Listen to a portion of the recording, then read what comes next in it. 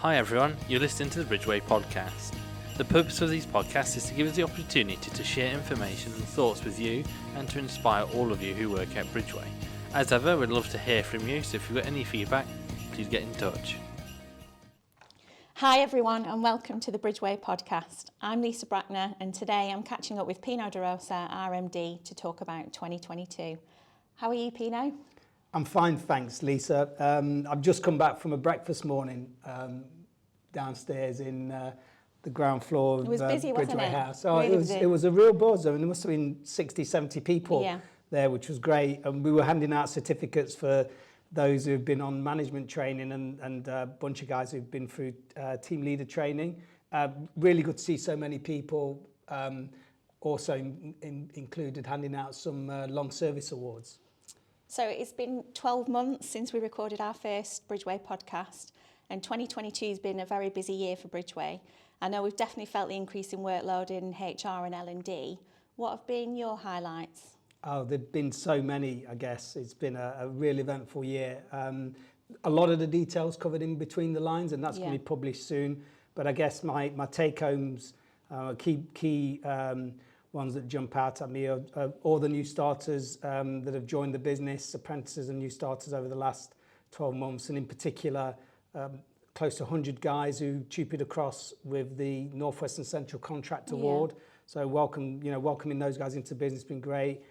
Lots of apprentices, new recruits from around the business, and the big one, I guess, was this morning really, and that was handing out 4 20-year service awards to 4 individuals and 4 25-year service awards. I mean, you've got a group of 8 people: Andy Nicklin, Franco Fragola, Graham Parker, Mark Worman, who've done 20 years, Nigel Stockdale, Mike Harris, Dom DeRosa and Andrea DeRosa have done 25 years. Combined 180 years of Bridgeway experience in that group.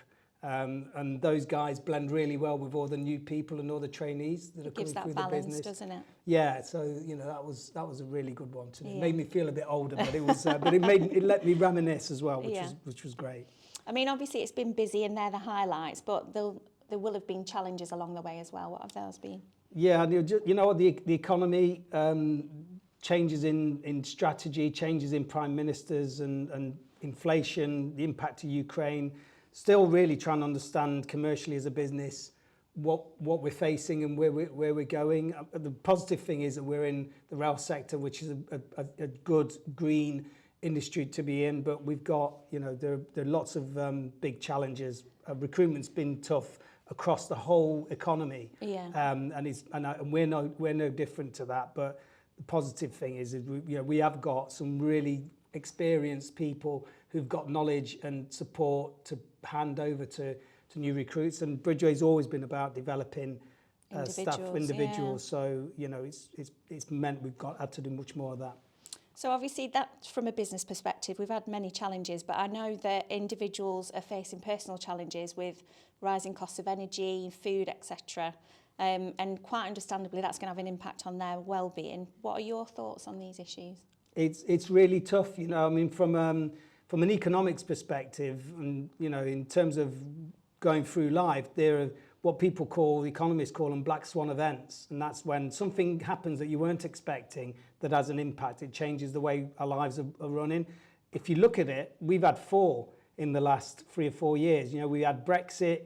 We've had the Suez Canal crisis where the ship got stuck in the Suez Canal, which meant that goods weren't getting around the world, so there was shortages. Doesn't seem like we've ever really properly recovered from that. COVID happened to us, and then we had the war in Ukraine, which has created a really bad economic set of circumstances. I think they're big events, aren't they, that people don't always then sort of relate to the impact on them at home. Yeah, they're sometimes hard to sort of join the dots. I mean, I'd say in times like these, it's really important. I mean, whenever I've been faced with these kinds of challenges in my life or in the business, I've needed to try and work out what I'm going to change. Making adjustments based on what's happening around us, and that could be adjustments to a thermostat at home, what clothes you choose to wear when you're hanging out at home, where you shop and what you buy. All of a sudden, start becoming really much more important decisions. So prioritising spend is important. And I think what's really important is to try and develop resilience, because the circumstances that we're in have an impact on us, and it's the real issue is around just trying to build a level of resilience. And then from a company perspective, what I want to do, and what is really important to me is making sure that we secure livelihoods, create jobs, create careers, and offer people the opportunity to develop themselves within the business. Yeah, we've been doing a lot of that, haven't we, with the apprentices, and I think we're on our seventh group now. Yeah, we have, and if you look at today's long service awards, people like Mark Worman, lots of the people who are in that category joined us from scratch. Yeah, they didn't have any railway knowledge at all when they joined us. And they progressed. And they passed their knowledge on all the time. Yeah. When we did the podcast last year, we talked about wellbeing and mental health. As a reminder, what have Bridgeway been doing this year to continue that? So we pledged that we would create wellbeing champions and mental health first aiders, and we've done that. We've had the safety net register for a long time in the business. It's been there for years, and we've made sure that we refreshed people's awareness of what it is and what it's there to do, and how it's there to support staff.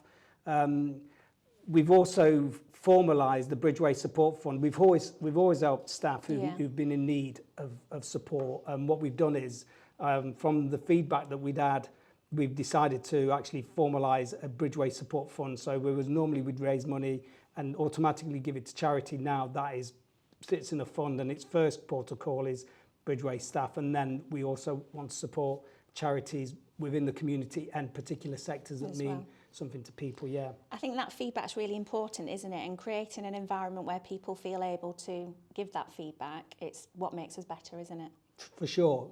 And I ran a session with the leadership team earlier on in the year around psychological safety, and that all revolves around the fact that if we're going to improve as a business, and if people are going to feel included and effective at work, we need to make sure we're listening to them, and they need to be able to give us feedback without fear of retribution. So the psychological safety area is really important to us, and we're going to be rolling that out I'm going to be rolling that out, set that session out to managers in the new year.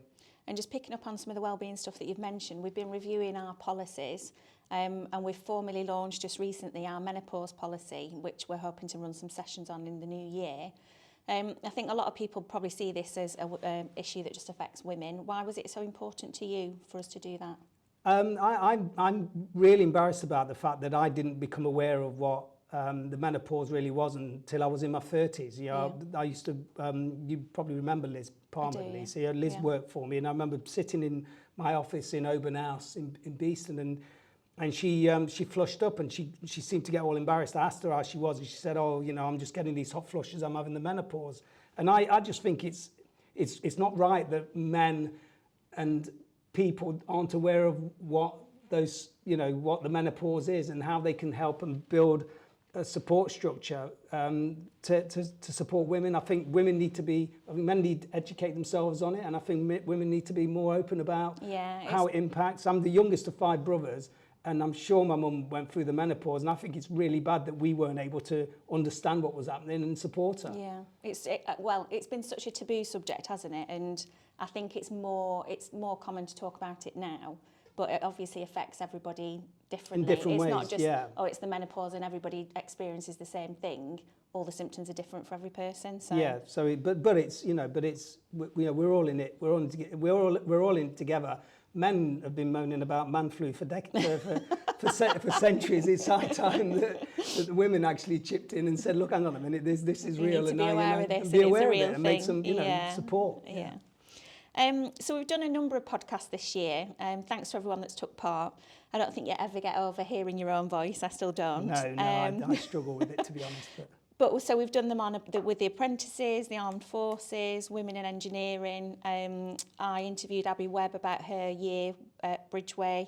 Did a podcast with Steve Dixer about what safety means to me.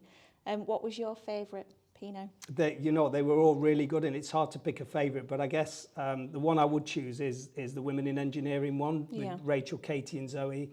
I just loved listening to their discussion about who they were, what their role was, the fact that they weren't happy about needing to have a Women in Engineering Day, because they, you know, these women are really good at their job. Yeah. They're very dependable. They deliver what they deliver without any drama, and just get stuff done. And they actually, just see it as a normal thing, don't yeah, they? just a normal thing. And I don't, you know, it's not for me. It's not a ticking box statistic thing. You know, they're really good, and I'd like more of them. The thing that I'm really proud of is the fact that from a women in rail perspective, 2% of women who work in the rail sector are engineers. At Bridgeway, when that podcast was done, 39% of women in Bridgeway are working in engineering roles, and I'm really proud of that. And it's and from in terms of what women do within the business, and that whether it's HR, business support,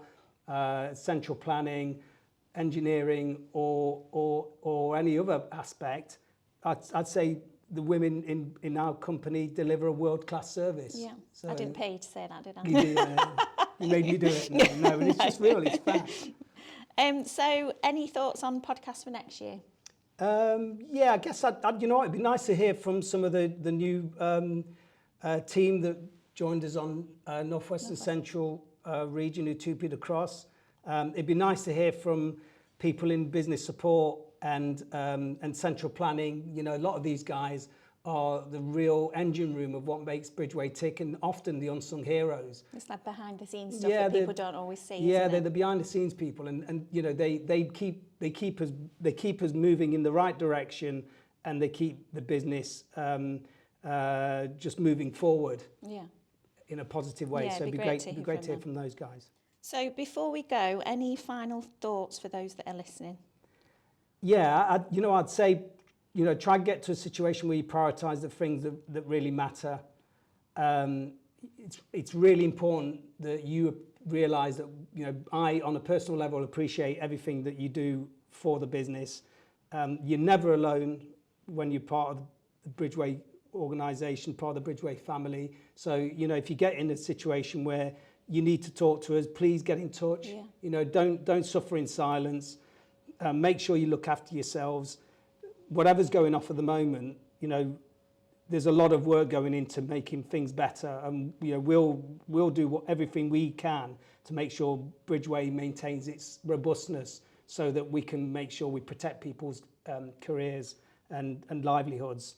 What was the comment this morning from Zahir at the breakfast? Yeah, morning? Zahir Yunus. Yeah, Zahir's he's a consultant. He's an engineer that provides us with engineering support for the engineering services team. And Zahir, you know, he was downstairs. He came downstairs when we were doing the breakfast morning, and he said, "You know what, Pino?" He said, "Everybody at Bridgeway is beautiful." And I said, I was you know, taken aback, and I said, "Well, do you really mean that, Zahir?" And he said, "Yeah." He said, "There's not a single person that I deal with at Bridgeway that doesn't have a really positive attitude, is always willing to help, is committed to learning, and just pleasant and nice." And Zahir's description for it was just beautiful people. Yeah. So that's something that I'm going to take with me this Christmas. And you know, it's been a long time since anybody's referred to me as beautiful, if ever, actually. Probably never, other than my mum, maybe. I'm sure at some point she'd have been saying that. Yeah, so, you know, really, really positive feedback from someone that I wasn't expecting to get it from. I think we've got a lot of people working over Christmas. It's a busy one this year, isn't it? Yeah, it's a busy Christmas, so lots of people are going to be taking time out to be at work. So I'd like to thank them in advance. You know, stay safe, make sure you're well rested, and you know, drive carefully to and from your sites of work. I want to thank the families and friends who support them and are going to miss out on having them around at Christmas. Yeah. And I guess final thing for me really is to just say, you know, Merry Christmas, and have a safe and prosperous New Year. Merry Christmas to you. Thank you. Thanks for your time today, Pino, and thanks for everyone for listening. Best wishes and Merry Christmas.